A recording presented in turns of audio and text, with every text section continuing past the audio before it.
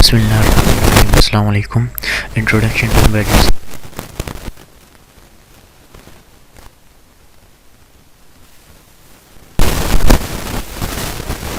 आज की हदीस है कि मसवाकर नमो की सफाई और आपकी खुशनुदी का सबब है। तो सबसे पहले देख लेते हैं understanding the concept of embedded system. ये सबसे पहले हम डिस्कस करेंगे एम्बेडेड सिस्टम को डिस्क्राइब करेंगे, उसके बाद एक्सप्लेन करेंगे micro controller and as the heart of embedded system, और उसके बाद रिलेट करेंगे embedded system examples with real life applications. ये कॉम्प्लीमेंट्स नहीं हम डिस्कस करेंगे, गलती से तो लिख दिया गया। और उसके बाद करेंगे डिफरेंशिएट करेंगे माइक्रो कंट्रोलर और माइक्रो प्रोसेसर को, और डिस्कस करेंगे advantages of micro controller application.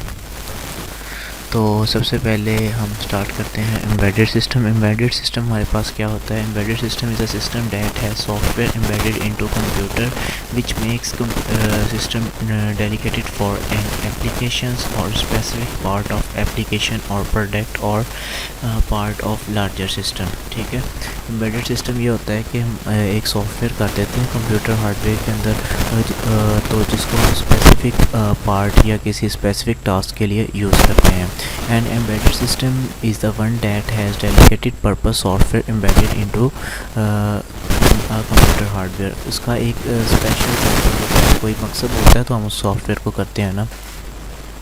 जैसे कि ये देखें कि हमारे पास एक कंप्यूटर है, इसके साथ हमने क्या मतलब कैमरा अटैच कर दिया, प्रिंटर अटैच कर दिया, और इसी तरह सेंसर अटैच कर दिया, AV डिवाइसेस।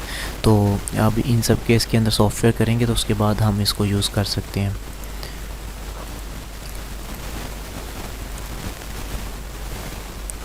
एम्बेडेड सिस्टम की एक डेफिनेशंस है जो कि it is dedicated computer based system may be an independent system or part of large system. Its software usually embedded into ROM, read only memory or flash। ठीक है, embedded system की एक और डेफिनेशन है कि मतलब कि हम इसको इस तरह भी कर सकते हैं कि कोई इट इज़ डेडिकेटेड कंप्यूटर, मतलब कि एक कंप्यूटर सिस्टम की तरह होता है एप्लीकेशन इसके अंदर। अब ये देखें ना, एक हमारे पास आ गया ओवन, अब इसके अंदर हमने वो एम्बेडेड सिस्टम लगा दिया, इसके अंदर हमने एप्लीकेशन कर दी है। ठीक है, और उस एप्लीकेशन के अंदर सब कुछ फीड हम उसके अंदर भी वो यूज़ करके, तो मतलब सिर्फ वो उससे हम इसको कंट्रोल कर सकते हैं। उसके अंदर जो हमने चीज़ें की हैं, सॉफ्टवेयर किया है, जो एप्लीकेशन की है, उसकी वजह से सारा कुछ कंट्रोल हो रहा है।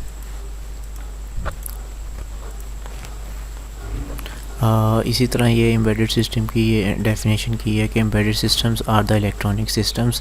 इलेक्ट्रॉनिक सिस्टम होते हैं that contains a micro processor और माइक्रो कंट्रोलर। इसके अंदर माइक्रो प्रोसेसर होता है या फिर माइक्रो कंट्रोलर होता है, but we do not think of them as computers. The computer is hidden और एम्बेडेड इन द सिस्टम। कहता है कि हम उसको कंप्यूटर्स नहीं कह सकते, लेकिन इनके अंदर कंप्यूटर ही हिडन होता है, एम्बेडेड इन द सिस्टम।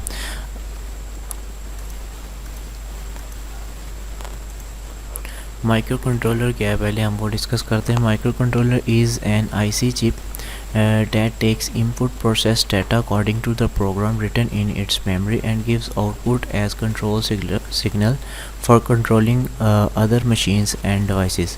एक IC चिप होती है जिसमें इनपुट डाटा देते हैं according to the program written, जो हमने प्रोग्राम लिखा होता है उसको देते हैं, वो उसकी मेमोरी में लिख दिया जाता है वो सारा, और फिर आउटपुट देता है एज़ कंट्रोल से। जैसे कि अब देखें हम कोई एक सेंसर यूज़ करते हैं, ठीक है, माइक्रो कंट्रोलर के साथ अटैच हो जाएगा, वो एज एन इनपुट। फ़र्ज़ करें टेम्परेचर का एक हमने लिया है सेंसर, और उसको हमने माइक्रो कंट्रोलर के साथ कर दिया।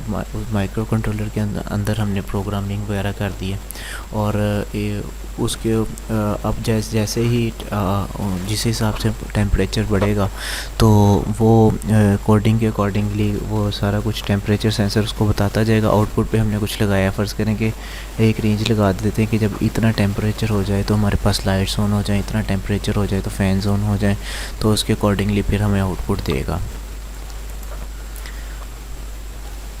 अब माइक्रो कंट्रोलर को समटाइम एवरीबेटेड लिखने का तरीका एक ये है कि इस तरह भी लिख सकते हैं, इसको एमसी भी लिख सकते हैं और एमसीयू भी लिख सकते हैं। यह सारा मुखफ़फ़ कह सकते हैं, इसकी शॉर्ट फॉर्म है माइक्रो कंट्रोलर की, इसको इस तरीके से लिख सकते हैं। Is a small computer on a single integrated containing processor core memory programmable input output peripherals. ये क्या होता है? माइक्रो कंट्रोलर एक चिप होती है, ठीक है, उसके अंदर क्या होता है, चिप के अंदर क्या क्या होता है? कंटेनिंग प्रोसेसर,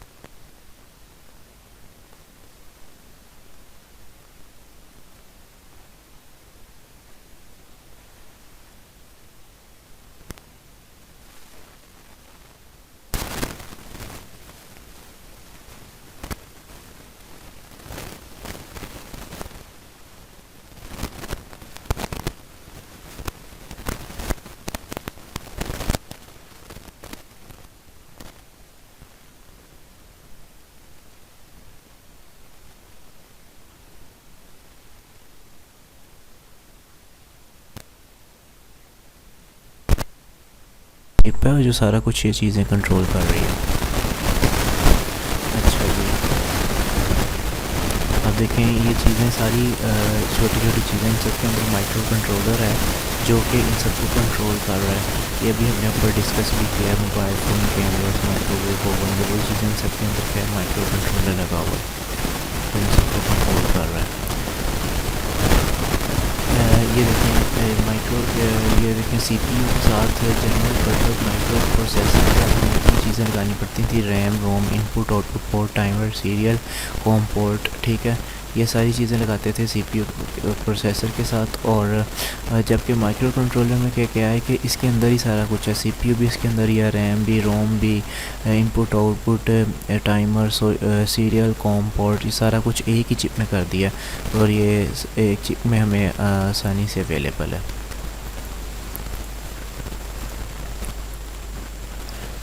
माइक्रो प्रोसेसर की बात करते हैं। माइक्रो प्रोसेसर को micro processor is the heart of any processing device. It is basic building block of modern processor and controller. Micro processor जो है ये हार्ट कंसिडर किया जाता है मॉडर्न, तो it is its register based multiple purpose electronic devices which take input from us and process input data according to the program written in external memory and gives the output results. अच्छा, इसके अंदर हम क्या करते हैं कि input purpose electronic device which input हमसे लेता है, ये उसको फिर प्रोसेस करता है और फिर इसको एक्सटर्नल मेमोरी में सेव करके उसके बाद हमें ये क्या करता है? रिज़ल्ट शो करवा देता है। The device is only consisting of processing unit, that is memory, and input output devices are needed to be connected externally.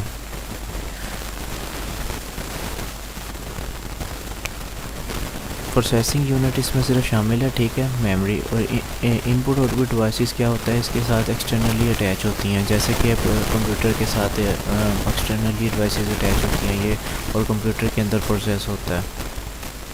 As it requires external memory and input-output devices, so it is requires large space and large in size, and it is of no use without interfering with external memory and output ports.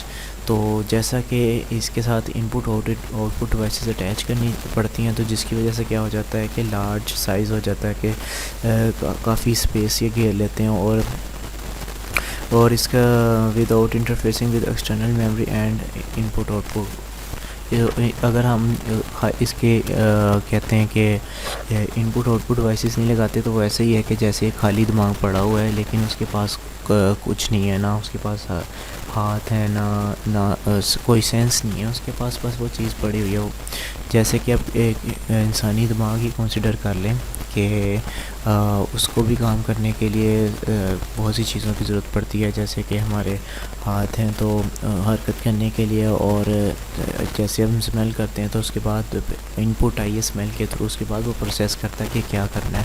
फ़र्ज़ करें कि कोई चीज़ गर्म है, उसको हमारा हाथ लगता है तो पहले सेंस करता है, तो उसके बाद हमें मतलब प्रोसेस करता है दिमाग और फिर हमें कहता है कि इसको पीछे हटा लें, ठीक है।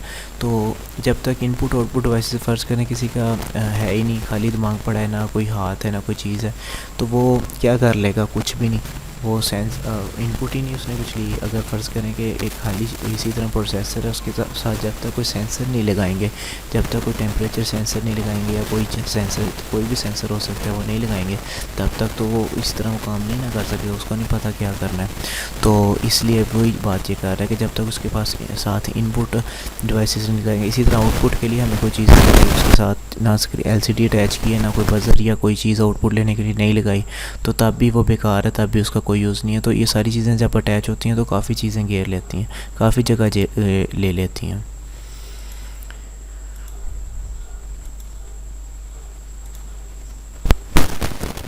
Microcontroller is also like a microprocessor, except that the microcontroller made by integrating memory and I/O input output ports on a single chip.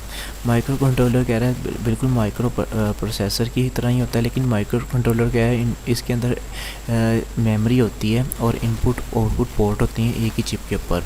It does not require external रोम, जैसा कि प्रोसेसर में हमें क्या पड़ा था कि उसको external Rome input output ports for its operation चाहिए होती हैं, लेकिन माइक्रो कंट्रोलर को ऐसे नहीं चाहिए होती। As memory such as RAM ROM is integrated on single IC chip, thus it is smaller in size. RAM ROM इसके अंदर पहले ही इंटीग्रेट इस चिप के अंदर ही होती है, तो हर पार्ट के साथ ये देखिए ना, इसके अंदर ही रैम रोम है, तो इसको मतलब एक्सटर्नली अटैच करने की ज़रूरत नहीं है। उसके बाद है micro controller. It is basically used for controlling various machines. Programs of both microcontroller and microprocessors are almost similar. Micro controller और माइक्रो प्रोसेसर्स आलमोस्ट सिमिलर हैं, ये दोनों ही मशीन्स वगैरह वेरियस प्रोग्राम्स को कंट्रोल वगैरह करने के लिए यूज़ होते हैं, ठीक है। उसके बाद ये आपको दिखा दिया कि हम सारी चीज़ें ना एक एक करके नेक्स्ट लेक्चर्स में डिस्कस करेंगे, सारा हमने पढ़ना है और यही हमारा कोर्स है। अब हम कंपैरिजन करते हैं माइक्रो कंट्रोलर और माइक्रो प्रोसेसर का। तो जो माइक्रो कंट्रोलर है depends mainly on it's peripherals like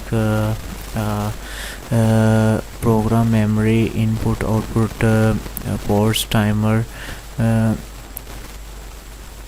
ये इन पे डिपेंड करता है, ठीक है। और जो हमारे पास माइक्रो प्रोसेसर डिपेंड्स करता है on other devices. Micro controller की ये सारी चीज़ें अपनी हैं, लेकिन ये जो माइक्रो प्रोसेसर है ये दूसरी डिवाइसेस पे डिपेंड करता है, जैसे input output devices, memory, DMA controllers etcetera.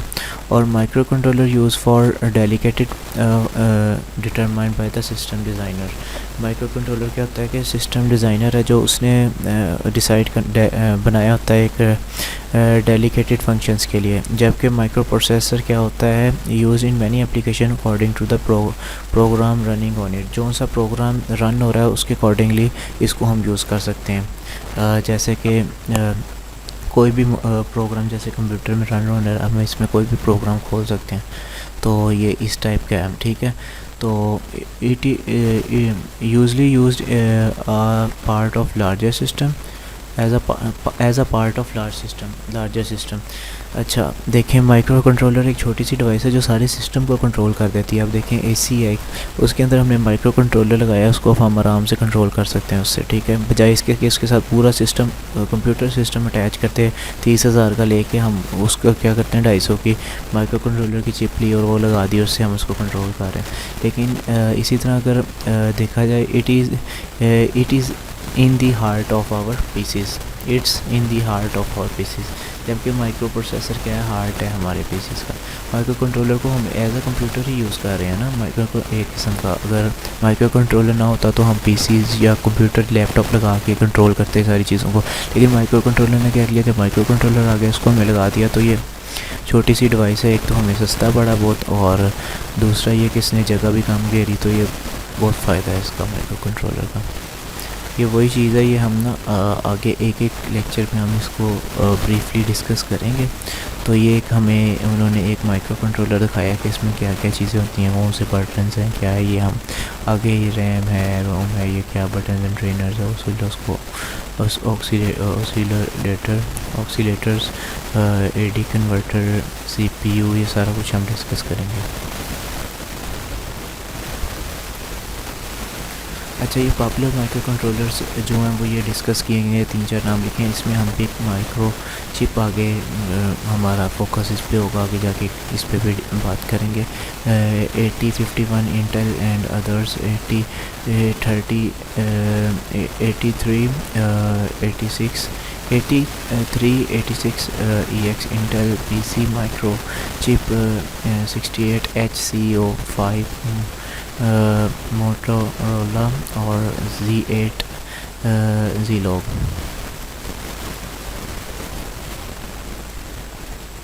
अब हम बेनिफिट्स देख लेते हैं माइक्रो कंट्रोलर के। क्या हाई रिलायबिलिटी है इसकी और हाई डिग्री ऑफ इंटीग्रेशन। और इसने एक तो साइज़ हमारा कम कर दिया, अगर ये ना होता तो हमें पूरा कंप्यूटर यूज़ करना पड़ता, तो वो देखें कितना साइज़ कम कर दिया। रिड्यूस द कंपोनेंट्स, ज़ाहिर बात है कंपोनेंट्स भी कम हो गए हैं। और जब हम पूरा कंप्यूटर यूज़ करते हैं अगर इसकी जगह, तो वहाँ पे हमारा 30-35 हज़ार खर्चा आना था, लेकिन जब से हमने इसको यूज़ किया तो 250, 200, 300 में काम हो गया। शॉर्टर डेवलपमेंट टाइम, एक तो इसका डेवलपमेंट टाइम भी शॉर्ट है, और इसको अगर हम बेचना चाहें तो वो भी हमारे लिए आसान है, क्योंकि ये सस्ता भी है। अगर हम कंप्यूटर यूज़ करते तो 35 हज़ार तो एसी में उसका ही आ जाना था, लेकिन अब क्योंकि जब ये यूज़ किया तो सस्ता भी हो गया, जिसकी वजह से इसको बेचना भी आसान हो गया है। लोअर पावर कंजप्शन, और ये पावर भी हमारे पास कम लेता है। एम्बेडेड सिस्टम की डेवलपमेंट में दो चीज़ें आ जाती हैं, हार्डवेयर डेवलपमेंट और सॉफ्टवेयर डेवलपमेंट। हार्डवेयर डेवलपमेंट को करते वक्त जो चीज़ें हमें देखनी चाहिए वो हम डिस्कस कर लेते हैं। Number of input output ports, मतलब कि अगर हम कोई चीज़ हम किसी के लिए सॉफ्टवेयर या कोई चीज़ हमें यूज़ करनी है, तो हम पहले देखेंगे हमें कितनी इनपुट पोर्ट्स चाहिए, कितनी आउटपुट पोर्ट्स चाहिए। अब ये तो नहीं कि हमें कोई चीज़ें हमें उसमें पोर्ट्स कम चाहिए और हम जाके आईसी बड़ा ले आते हैं जिसमें ज़्यादा पोर्ट्स हैं, इनपुट आउटपुट, वो हमें महंगा पड़ेगा। तो ये पहले हम डिसाइड करेंगे कितनी हमें पोर्ट्स चाहिए, उसके हिसाब से हम फिर जाके लेके आएंगे। सीरियल कम्युनिकेशन मॉड्यूल, उसके बाद peripheral like timer, ADC, PWM, ये चीज़ें हमें चाहिए या नहीं, ये देख के उसके बाद डिसाइड करेंगे कि हमने ये वाला लेना है। कि अगर हमें ये नहीं चाहिए तो फिर हम कोई और चीज़, मतलब कि अगर ये नहीं चाहिए तो फिर हम कोई और आईसी ले लेंगे। या कोई मेमोरी रिक्वायरमेंट कितनी है, अगर मेमोरी ज़्यादा चाहिए तो फिर हम उसके अकॉर्डिंगली देखेंगे, फिर चेंजिंग करेंगे। अगर कम मेमोरी चाहिए तो फिर सस्ती वाली चीज़ लेंगे। प्रोसेसिंग स्पीड अगर ज़्यादा चाहिए तो फिर वही सारी चीज़ें देखनी पड़ती हैं कि पावर रिक्वायरमेंट्स क्या है, कितनी हम पावर दे रहे हैं। तो ये सारी चीज़ें देख के हम हार्डवेयर में जो चीज़ है वो लेंगे।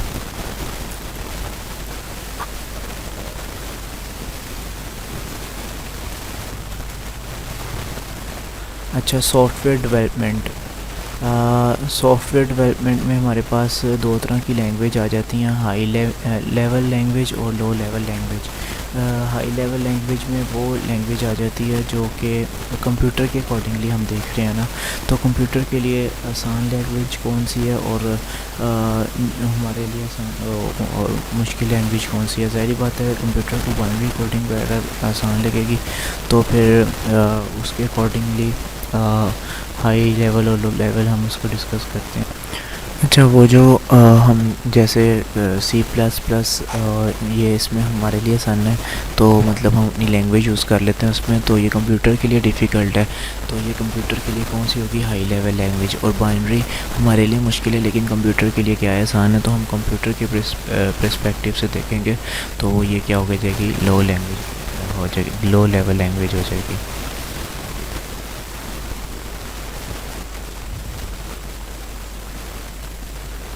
उसके बाद हाई लेवल लैंग्वेज कंपाइलर के पास चले जाएगी, और लो लेवल लैंग्वेज सैम्पलर के पास होने के बाद अगर तो उसके बाद ये आ जाएगी मशीन कोड में, मशीन से बाद में डिवाइस में, डिवाइस के बाद प्रोग्राम जो हो जाएगा वो मेमोरी में जाके स्टोर हो जाएगा। ये सॉफ्टवेयर डेवलपमेंट के बारे में, और ये जो दो स्लाइड्स रह गई हैं ये हम नेक्स्ट लेक्चर में डिस्कस करेंगे। तो आज का लेक्चर यहाँ पे एंड करते हैं और बाकी इंशाल्लाह नेक्स्ट लेक्चर में डिस्कस करेंगे। अल्लाह हाफिज़।